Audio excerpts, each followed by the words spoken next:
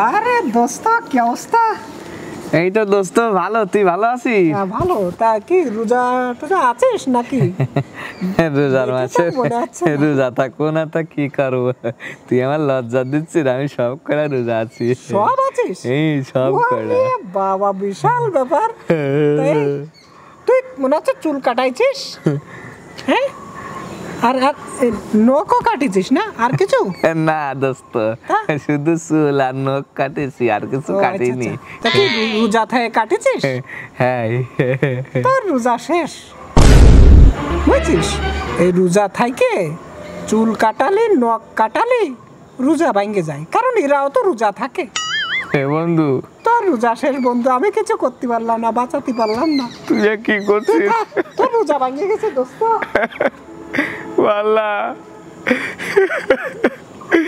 এত কষ্ট করে রোজা রাখলাম, এখন যদি ভাঙে যায় তা যাক, ভাঙে যেহেতু গেছে তাহলে এক কাজ করি গে, ওই ফ্রিজের মধ্যে মিষ্টি আছে, তারপরে আরো ওই ফল টল কি আছে ওই খাই গে যাইয়ে।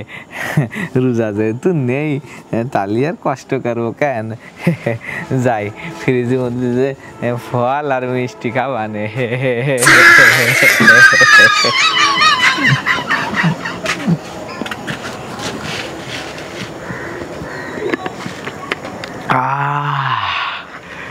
কি যে ভাল লাইক দিছে আমার।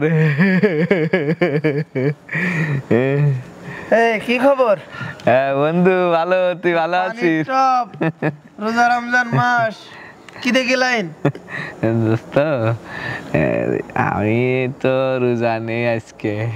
কেন? আর দোস্ত কইস নে,